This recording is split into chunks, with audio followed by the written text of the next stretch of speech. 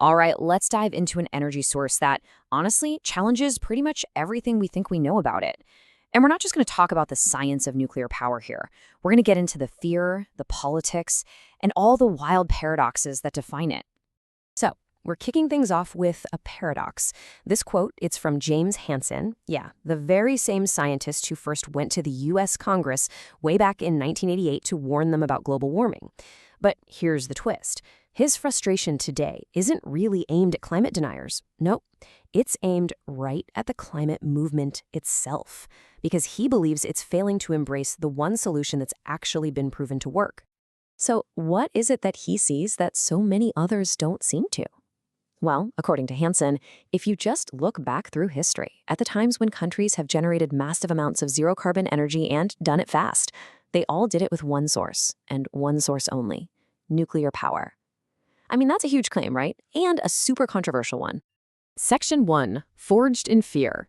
See, to really get why nuclear is such a hot-button issue, you've got to go right back to the beginning. Our whole relationship with the atom. It wasn't born in some clean power plant lighting up a city. It was forged in the shadow of the atomic bomb. Think about it for a second. The world's first ever introduction to the power of the atom wasn't a reactor. It was a mushroom cloud hanging over Hiroshima. That single, absolutely terrifying image, it fused the atom with mass destruction in our collective mind. And that's a connection we've never really been able to break.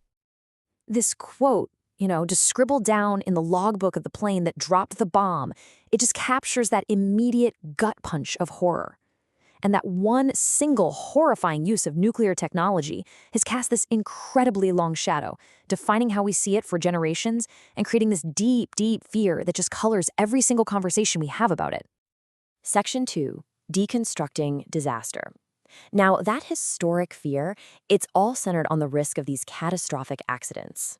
You know the names: Fukushima, Chernobyl. But what if we've completely misunderstood what the real disaster was in those events? Okay, so this slide is pretty mind-blowing when you look at Fukushima. The perception, right, was this massive public health crisis from radiation. But the reality? After years and years of studies by the UN, scientists found, and I quote, "no discernible increase in radiation-related illnesses." The actual health crisis wasn't the radiation at all. It was the psychological trauma from the fear and the absolute chaos of the evacuation. Let's try to put a number on that radiation exposure. In that first year, the average dose for a person who was evacuated was less than 6 millisieverts, or MSV. Now, I know that number probably doesn't mean a whole lot to you on its own, so let's put it in context. And here's the kicker. That dose is actually lower than what you'd get from a single CT scan of your abdomen. A single one. Just think about that. People who went through all that incredible psychological stress were exposed to less radiation than a common medical procedure. And this quote from an expert on the Chernobyl forum, man, it just nails it. And it's just as true for Fukushima. The fear of radiation is the bigger health threat. The stress, the displacement, the constant anxiety, that was the real public health disaster. It caused so much more harm than the radiation itself. Section 3. The waste problem. Okay, so even if we accept that the risk of accidents is misunderstood, what about the big one? The argument that always comes up: the waste. The stuff we're told is going to be dangerous for hundreds of thousands of years. First off, I want you to completely forget everything you think you know about nuclear waste. Forget the images of bubbling green ooze leaking out of rusty barrels. The real high-level waste from a reactor, it's a solid metallic material. It's safely contained inside these super durable metal rods. And the thing is, handling this waste, it's not some big mystery. It's actually a solved engineering problem. There's a really straightforward process. First, the rods cool down in these deep water pools. Then, they get sealed into these massive, incredibly tough concrete and steel casks for secure, long-term storage, right there on the power plant site. This next point, this is the one that really reframes the whole issue. Get this: if your entire life, from the day you were born to the day you die, was powered by nuclear energy, all the high-level waste you would be responsible for would fit inside a single soda can. The actual volume of waste is just tiny. Section 4, the ultimate techno fix. All right, so if we kind of reset our thinking on accidents and on waste, we can start to look at nuclear power through what is maybe its most important lens today, as a potential solution to the climate crisis. I mean, when you look at the entire life cycle, we're talking everything from mining to construction to dealing with the waste, the numbers here really don't lie. As you can see on the chart, nuclear's carbon emissions are just tiny compared to natural gas and especially coal. In fact, at just 12 grams of CO2 per kilowatt hour, it's one of the cleanest energy sources on the entire planet, right down there with wind.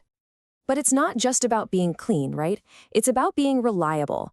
It runs 24/7, doesn't matter if the sun is out or the wind is blowing. It has a tiny land footprint, and its fuel is really abundant. You could argue this makes it the only zero-carbon source that can just directly swap in for a coal or gas plant to provide that constant baseload power we need. So, if it's so clean and so reliable, why is it so crazy expensive and controversial? Well, a huge part of the answer comes down to this scientific idea called the linear no-threshold model, or LNT. It's a theory that came out of the 1940s, based on fruit fly studies, that basically says that any dose of radiation, no matter how tiny, is harmful. So this idea, the LNT model, it got adopted by regulators, and it basically created this philosophy of chasing absolute zero risk. And that, many argue, is what totally crippled the industry. It led to these spiraling costs because every single plant had to be endlessly tweaked and modified to protect against every imaginable and even unimaginable scenario. And this brings us right back to today. For a growing number of climate advocates, the logic is starting to shift. The known, immediate, and catastrophic danger of a changing climate, it's starting to outweigh the perceived, long-term, and you could argue misunderstood risks of nuclear power. The entire risk calculation is changing right in front of our eyes. So where does that leave us? What's the big takeaway here? It really comes down to the question on the slide. Has our fear actually caused more damage than the technology itself? Our big energy decisions, they've been driven less by a rational look at the risks and way more by this powerful story of fear. A fear that was born from the bomb and then amplified by disasters we might not fully understand. So I'm going to leave you with one final thought experiment to chew on. Just imagine we could strip away all the baggage, all the history of the 20th century. Imagine that nuclear power was discovered for the very first time, today. A brand new energy source. It's carbon-free, it's incredibly powerful, and it's always on. Would we see it as a terrifying threat, or would we see it as the miracle we've been waiting for?